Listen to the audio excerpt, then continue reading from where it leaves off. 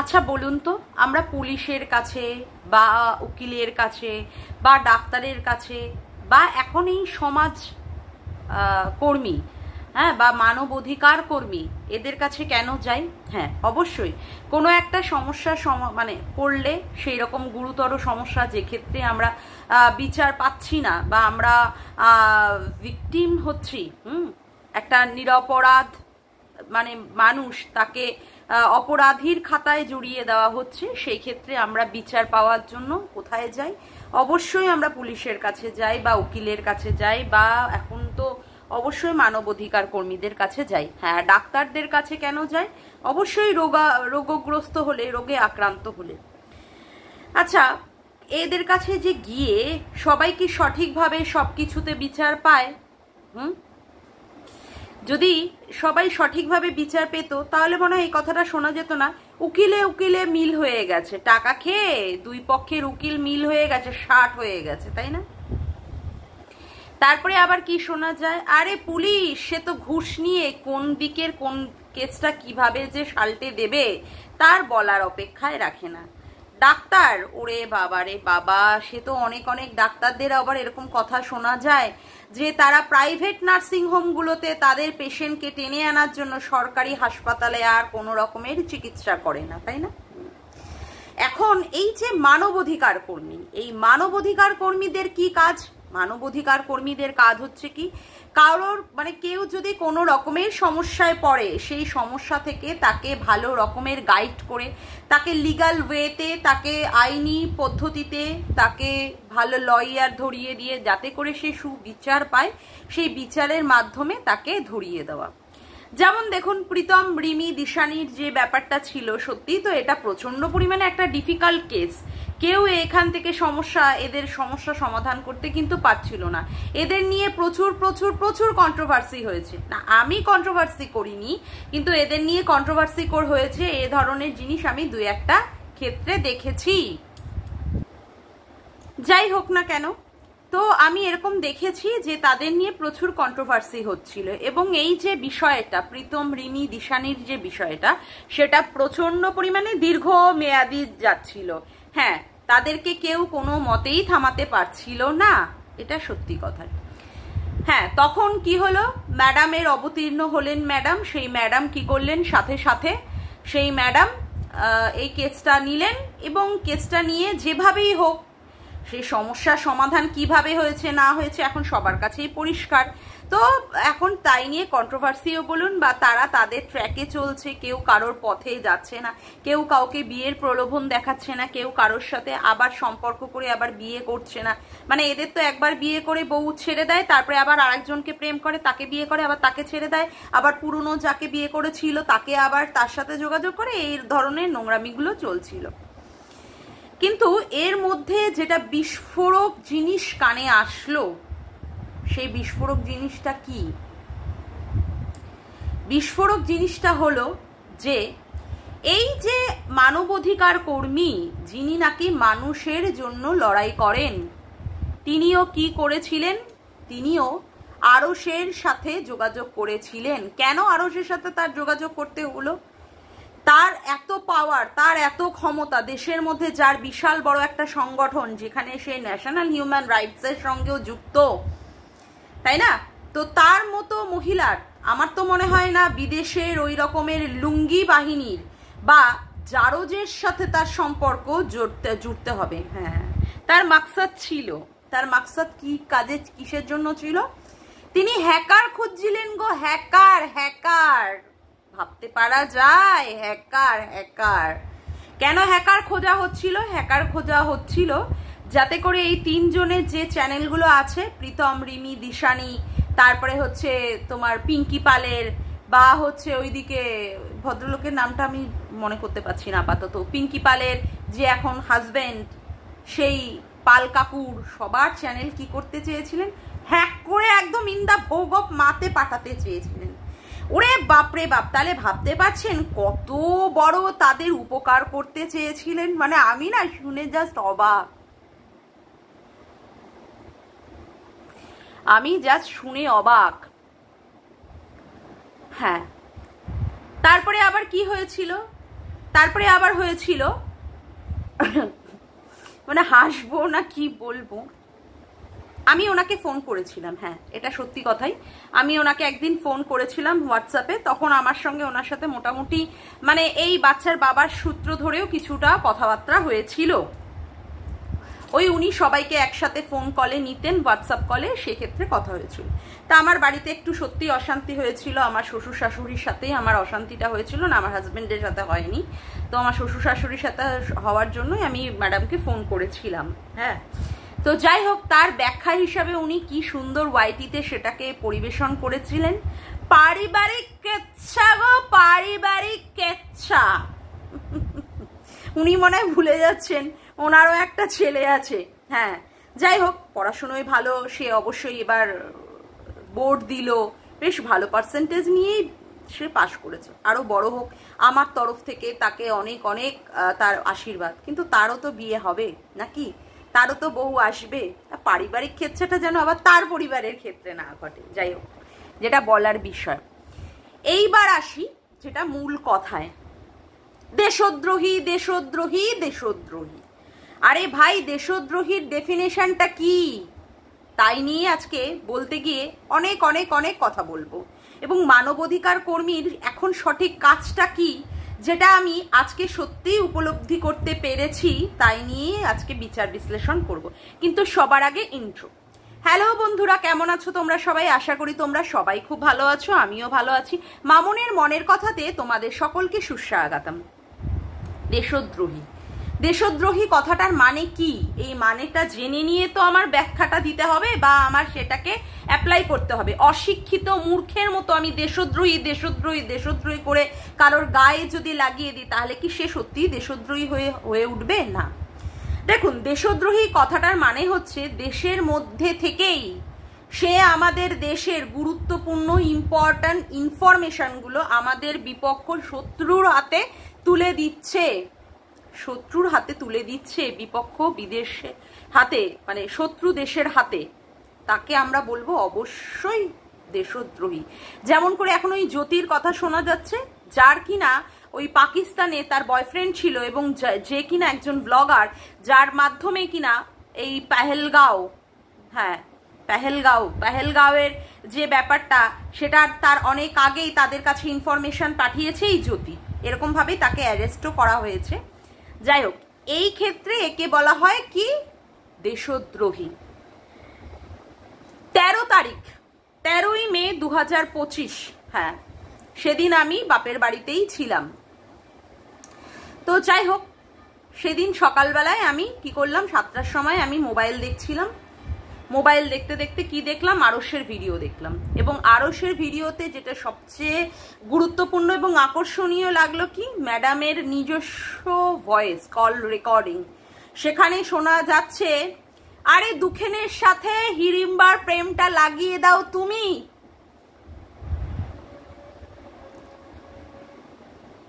অত একটা আদ্দামড়ি বুড়ি, তার সাথে কচি ননখোকাদের মতো মানুষের কি লাগিয়ে দাও, প্রেমটা লাগিয়ে দাও। মানে প্রেমটা এত সস্তা, যে কোনো কারোর সাথেই নাকি প্রেম হয়ে যায়। হ্যাঁ, তারপরে আর কি কি শোনা গেল, শোনা গেল আরে হিড়িম্বাকে আর কি দুখেনকে একটু ভালো করে দাও, তার সাথে মরকটকেও। আরে আজকে তো দারুণ দিয়েছো, দারুণ দারুণ, সেই এই রকম ভাবে 3টে কল রেকর্ডিং আমরা শুনেছি। হ্যাঁ, যেটা শুনেছি সেটা শুনেছি এরকম ভাবে। তো সত্যি কথা বলতে আমার ওইগুলো শুনে না হাসি পেয়েছিল, বিশেষ করে হিড়িম্বার সাথে ওই দুখেনের প্রেমটা লাগিয়ে দাও, কার সাথে কাকে প্রেম লাগিয়ে দিতে বলছে কে জানে বাবা। আদৌ দুজনকে কতটা চেনে আমার জানা নেই। যাই হোক, তো এরকম ভাবে প্রেমটা লাগিয়ে দাও করে একটা কথা আমরা শুনলাম।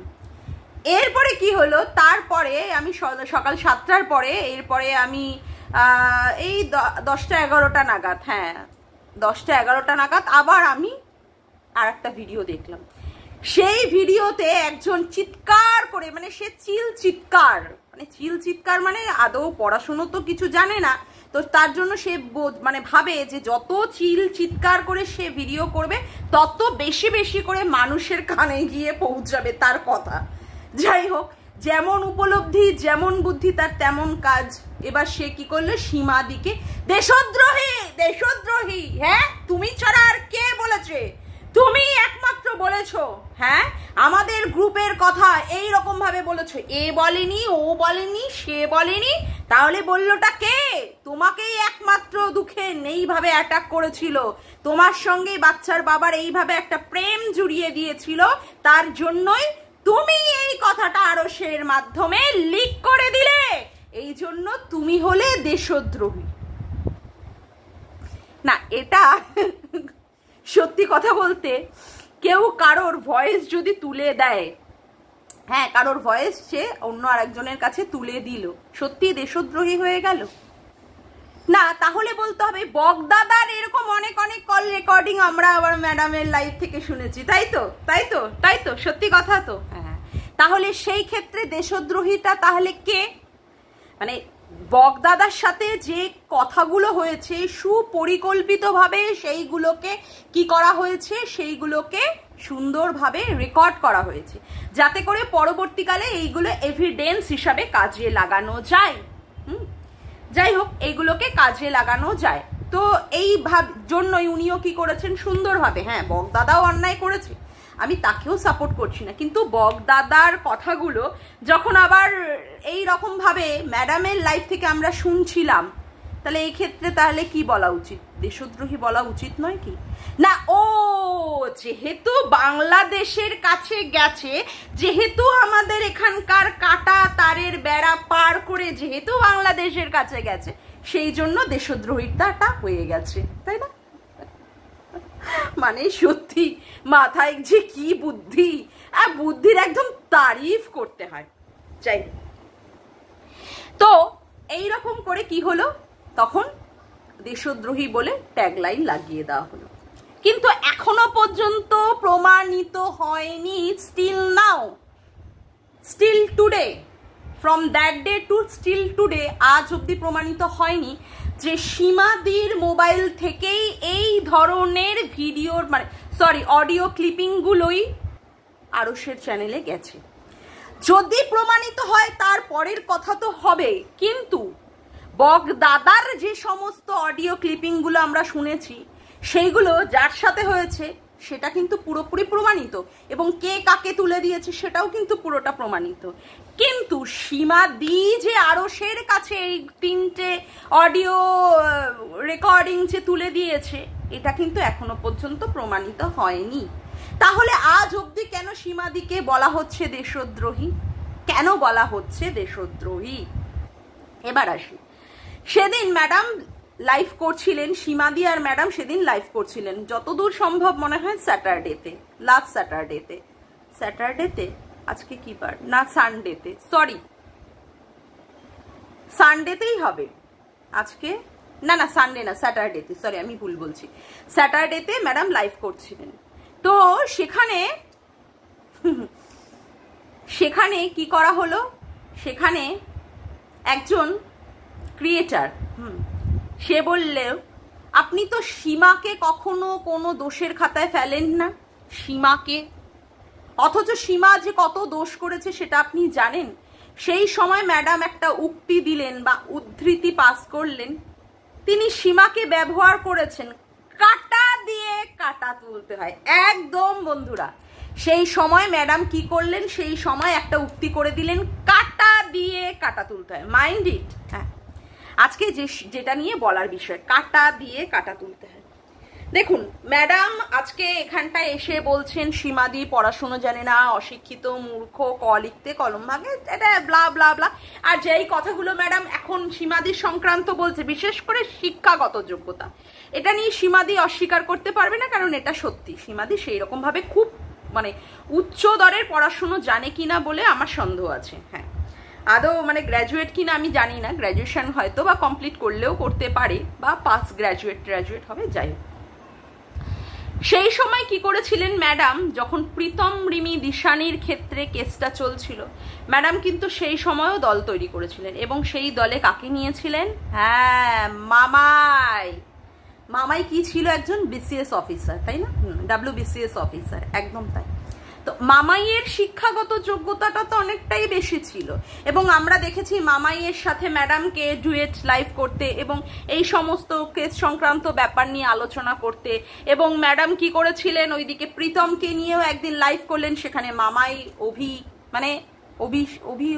পুরো নাম মনে হয় অভিষেক ব্যানার্জি, ওকে তো আমি অভি বলেই ডাকি। আর হ্যাঁ, রাজস্বী ওঠেনি, বৈশাখীও সে সময় ওঠেনি, শুধু অভি আর মামাই, এরা দুজনেই সেই সময় ছিল। যাই হোক, তো ওরা কি করেছিল, ম্যাডামের কিন্তু লাইভ আলোকিত করেছিল এবং পরবর্তীকালে ওরাও যখন স্ট্রিম লাইভ করেছিল ম্যাডামকেও কিন্তু ওখান থেকে কথা বলতে শোনা গেছে। এই পরবর্তীকালে যখন কি হলো, পরবর্তীকালে যখন এই মামাইয়ের সাথে ম্যাডামের একটা ক্ল্যাশ লাগলো, মামাইও অনেক কিছু ম্যাডামের সম্পর্কে মন্তব্য করা শুরু করলেন এবং সেই সময় মামাইকে উনি সাইকো, পিসিওডি, এই পিসিওডি আর PCOS এই সম্পর্কিত আমি বলবো, যারা জানেন না তারা এই ধরনের কথাবার্তা বলবেন না। PCOD কোনো একটা রোগ নয়, PCOD একটা জেনেটিক প্রবলেম। আমি যারা বলছিলেন সেই সময় আমি কোনো রকমের কথা বলিনি। এই পলিসিস্টিক ওভারি আর পলিসিস্টিক সিনড্রোম বলে যে ব্যাপারটি আছে সেটা হচ্ছে এক ধরনের জেনেটিক প্রবলেম। এটা অনেক সময় হয়, বাবা মায়ের থেকেও অনেক সন্তানরা পেয়ে থাকে বা অনেক সময় হয়ে থাকে। এটা একটা দীর্ঘদিন ট্রিটমেন্ট করালে এটা ঠিক হয়ে যায়। তো এটার জন্য সাইকো এই ধরনের কথাবার্তা মনে হয় না এটা ঠিক। যাই হোক, তো ম্যাডাম কি করলেন, তখনই তাকে সাইকো মাইকো অমুক তমুক বলে তাকে তখন উঠিয়ে দিলেন। তারপরে কি আসলো, এই যে হিড়িম্বার সঙ্গে নিয়েও করা হয়েছিল, কারণ ম্যাডাম তখন কি করেছিলেন, ম্যাডাম তখন এই যে ধনঞ্জয়ের একটা ফাঁসি বলে একটা করেছিলেন, সেই সময় উনি হিড়িম্বাকে নিয়েছিলেন এবং হিড়িম্বাকে উনি বলেছিলেন যে ধনঞ্জয়ের এগেনস্টে, অর্থাৎ আমাদের ওয়াইটির দাদা ভাইয়ের এগেনস্টে মুখ খুলতে। তা উনিও মনে হয় কিছু কিছু জবানবন্দি দিয়েছেন এবং ওই হাইকোর্টে পিটিশনও জমা দিয়েছেন। হ্যাঁ, উনি গিয়েছিলেন, উনি মামাই এরা সবাই ছিল। পরবর্তীকালে কি করেছে, এই হিড়িম্বা মামাই এরা সবাই মিলে ম্যাডামের এগেনস্টে গিয়ে কথা বলা শুরু করেছিল। যাই হোক, ম্যাডামও তখন এদের ভরপেটটা কেস দিয়ে এদেরকে, যাই হোক, অনেক রকমের কেস বা এরাও অনেক রকমের কথাবার্তা বলেছিল। সেই সময় ম্যাডাম কি বলেছিলেন, ম্যাডাম বলেছিলেন তিনি ইচ্ছাকৃতই এদেরকে নিয়েছিলেন, তিনি জানতেন যে এরা এই ধরনের জিনিস করবে, মাইন্ড ইট। তার মানে উনি যে কোনো একটা কাজ করেন, উনি এটা ভেবে চিন্তেই কাজটা করেন যে এখানে কোন কোন লোককে ওনার দরকার, এবং সেই সমস্ত লোককে দিয়ে কাজ করানোর পরে পরবর্তীকালে যদি সমস্যা হয় তখন উনি লাথ মেরে ভাগিয়ে দেবেন। হ্যাঁ বন্ধুরা, একদমই তাই। যেটা কিনা কি কার সঙ্গে করা হলো, মামাইয়ের সাথে এবং হিড়িম্বার সাথে। না, মামাই আর হিড়িম্বারাও কি সব ক্ষেত্রে সঠিক কাজ করেছে? না, তারাও অনেক সময় কল রেকর্ডিং শুনিয়েছে বা অমুক করেছে, সেইগুলো আমি বলবো ঠিক করেনি তারা। যাই হোক, এবং হিড়িম্বা তো আজ অব্দি প্রচন্ড পরিমাণে ম্যাডামকে গালের মধ্যে জুতোর বাড়ি অমুক বাড়ি, এই লাস্টের ভিডিওটাতেই দেখলাম, পেলে না তোকে গালের মধ্যে দুটো জুতোর বাড়ি মেরে দেবো। যাই হোক, একজন মানবাধিকার কর্মীকে এই ধরনের কথাবার্তাটা বলা আমার মনে হয় না ঠিক। হ্যাঁ, আমরা ভিডিও টু ভিডিও কথা বলবো, সেখানে আমাদের লজিক দিয়ে কথা থাকবে, কিন্তু এমনভাবেও তাকে অসম্মানিত করা মনে হয় না যায়। যাই হোক, ম্যাডাম সেটা নিশ্চয়ই বুঝে নেবেন। এরপরে কি হলো, এরপরে যে ব্যাপারটা আসলো, এরপরের ব্যাপারটা হচ্ছে তখন এই ধনঞ্জয় মানে হচ্ছে এর একটা স্টেপ নেওয়া, এবং এর স্টেপ নেওয়ার জন্য কি করা হলো, অবশ্যই সীমাদিকে ব্যবহার করা হলো এবং সীমাদিকে যার পরও নাই যা বলা হতো সীমাদিও সেই কাজ করতো। বাপরে বাপ, সীমাদি তো তখন একজন আনুগত্য বিশ্বাসযোগ্য একজন মানে দাসে পরিণত হলো, যা বলতো ম্যাডাম তাই করতো। আমি একটা ভিডিও করেছিলাম গীতাদিকে নিয়ে এবং ম্যাডামকে ম্যাডাম না বলার জন্য গীতাদিকে অপমান করাতে আমাকে দেনান দেয়ার কি করা হলো, সীমাদিকে দিয়ে কল করিয়ে সেই ভিডিওটাকে আমার প্রাইভেট করিয়ে দেওয়া হলো। তার মানে ভাবতে পারছেন সীমাদি তাহলে কত আনুগত্যের সাথে ম্যাডামের কাজ করেছিল। হ্যাঁ, কারণ তখনও কি করা হচ্ছিল, এই যে মর্কটকে একটা শাস্তি দেওয়ার কাজ হচ্ছিল। এবং ম্যাডাম তখনও ভালো মতো জানতেন যে একে কাজ করানোর জন্য, মানে এই মর্কটকে যদি আজকে কেস দিতে হয় বা অমুক করতে হয়, তাহলে সীমাদিকে তার হাতে রাখতে হবে। তারপরে কথা হলো সুতপার কেস। হ্যাঁ, সুতপাও যা করেছে, বাচ্চার জন্ম পরিচয় জানতে চেয়েছে, কাউকে ভাবে অ্যাটাক করেছে বা কিউআর কোড দিয়ে টাকা তুলেছে, সেই ক্ষেত্রে উনি কি করলেন, সেই ক্ষেত্রে উনি সীমাদিকে ব্যবহার করলেন। যাই হোক, সুতপাকে উনি অনেক 2-3টে মনে হয় কেস টেস দিয়েছেন, সেই কেসের জন্য সুতপা আজও অব্দি দৌড়াদৌড়ি করছে। তার মানে এইগুলো হচ্ছে সব সীমাদিকে দিয়ে করানো। এইবার আসি, যখন থেকে সীমাদির গায়ে একটা ট্যাগলাইন লাগানো হলো যে সীমাদি দেশদ্রোহী, তাহলে এখন তো এই ব্যাপারটার জন্য সীমাদিকে সরাতে গেলে তাহলে তো অন্য আরো দল মানে মানুষকে লাগবে। এখন কাকে উনি হায়ার করেছেন বা অ্যাপয়েন্ট করেছেন? ও রক ওয়াইটির দাদাভাই এসে কি কাপাকাপি করাচ্ছে রে, কি কাপাকাপি, সেই লেভেলের কাপাকাপি খেলা দেখানো স্টার্ট করে দিয়েছে। ও বলতে বাধ্য হচ্ছি, মায়েরই ওয়াইটির দাদা ভাইকে দিয়ে এই ধরনের কাজ করানো শুরু করেছে। কারণ উনি তো কাটা দিয়ে কাটা তুলবেন, এটাই নিয়ম, এটাই ওনার মানে স্ট্র্যাটেজি, এটাই ওনার মানে মানবাধিকার কর্মীর এটাই হচ্ছে ছক, এটাই খেলেন উনি। এখন কি করেছেন, এখন সেই ক্ষেত্রে ওয়াইটির দাদা ভাইকে নিয়ে এসছেন। ওয়াইটির দাদা ভাই যেভাবে অপমান করেছিল ম্যাডামকে, জুতোর বাড়ি, জুতোর মালা, ওরে বাবা, থালা বাজিয়ে বাজিয়ে, প্লেট বাজিয়ে বাজিয়ে, অনুব্রত মণ্ডল যা করেছে ম্যাডামের, ঠিক করেছে, অমুক করেছে, তমুক করেছে, ম্যাডামের পুরো ইজ্জতের পুরো ফালুদা করে দিয়েছে গো, পুরো ফালুদা, ঝিক ঝিক ঝিক ঝিক ঝিক ঝিক ঝিক। সে নিনজা টেকনিকে পুরোপুরি কেটে কেটে সেই সবজি কাটে বা ই কাটে না, ফল কাটে না, এইরকম ভাবে ম্যাডামের পুরো ফালুদা করিয়ে দিয়েছে। কিন্তু পরন্তু লেকিন বাট এখন যদি সীমাদিকে দমাতে হয় তাহলে এখন কি করতে হবে, এখন এই দিকে নিতে হবে হচ্ছে কাকে না, এই দিকে নিতে হবে হচ্ছে ওয়াইটির দাদা ভাইকে।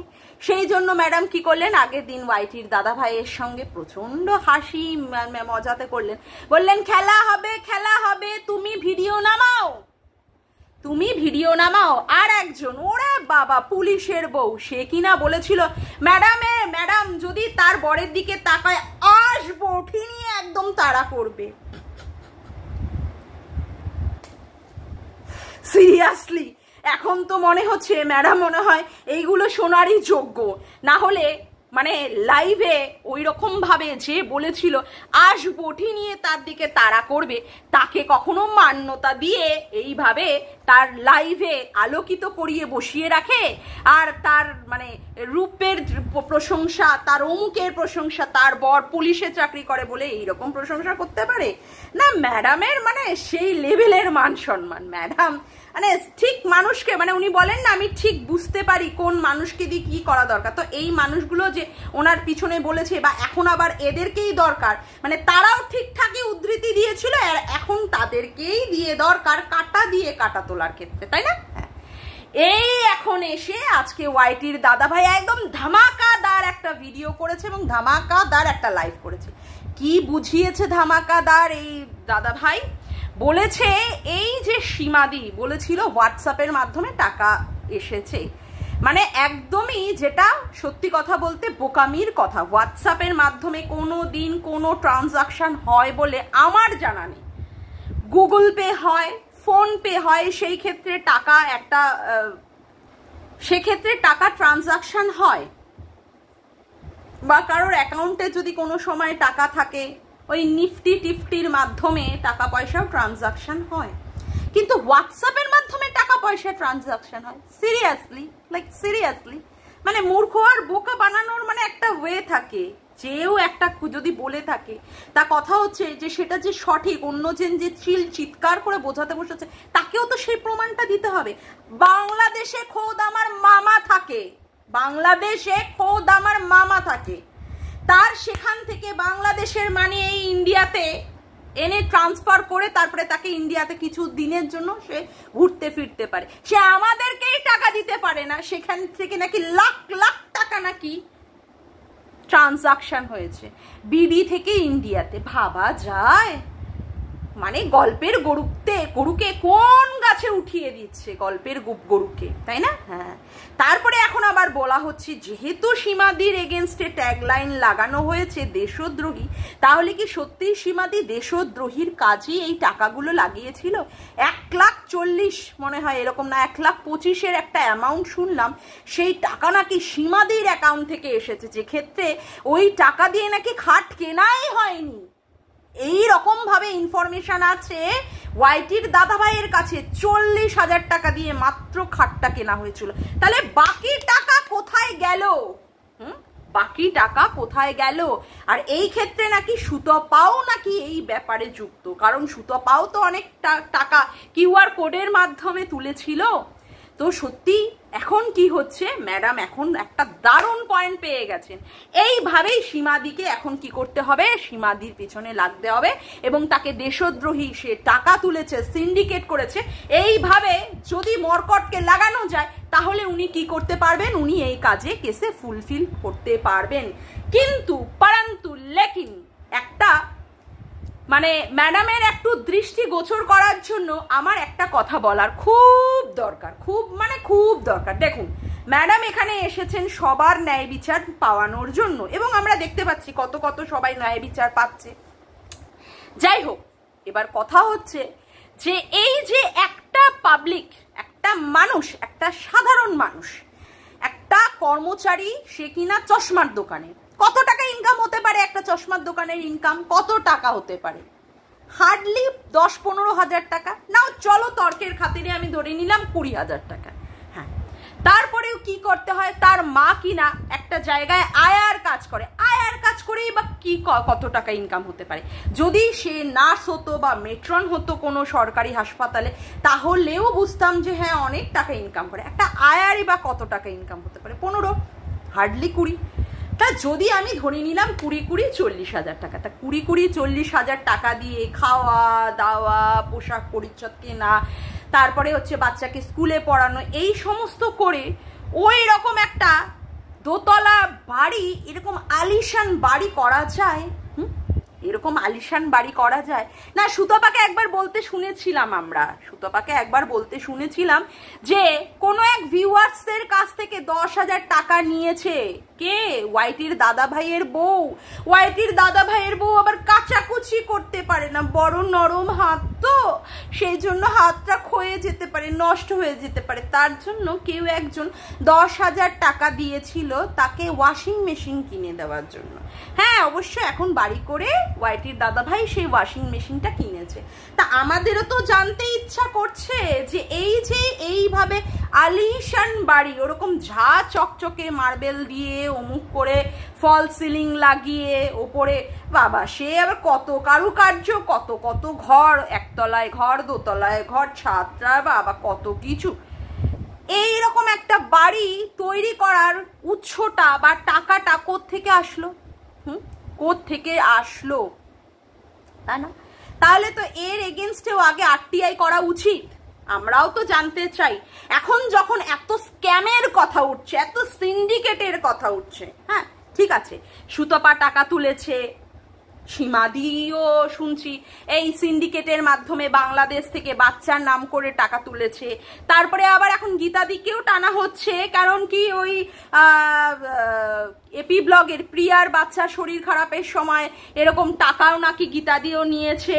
যাই হোক, তা কথা হচ্ছে যে এত এত স্ক্যামের কথা যখন উঠছে তখন এই ওয়াইটির দাদা ভাইয়ের বাড়িটাও কি করে হলো, সেটাও তো একটা স্ক্যাম জনিত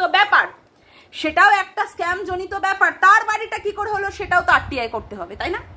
যদি হয়, যখন বিচার পাবে, যখন অন্যায় করবে সেখানে 3 জন অন্যায় করার ক্ষেত্রে 2 জন শাস্তি পাবে, একজন যদি ছুটকারা না পায়, যেমন সীমাদি এখন ছুটকারা পাচ্ছে না, সে বলেছিল সুতপার ফেলোপিয়ান টিউব ছিঁড়ে দেবে, ঠিক আছে, তার জন্য এখন সীমাদিকে দেশদ্রোহী টাকা নিয়ে সিন্ডিকেট করে সেই টাকা দিয়ে সে কি করেছে, দেশদ্রোহিতার কাজ করেছে। মানে আকাট মূর্খ আর গবেট হলে যা হয়, দেশদ্রোহীর মানেই জানে না, আর কিভাবে টাকা এসেছে সেটা আজ অবধি তার ব্যাংক ট্রানজাকশন ছাড়া কি করে টাকা ঢুকলো, কোন অ্যাকাউন্ট দিয়ে ঢুকলো, তার আজ অবধি হিসাব দেখাতে পারলো না, একটা অ্যালিগেশন লাগিয়ে দিল।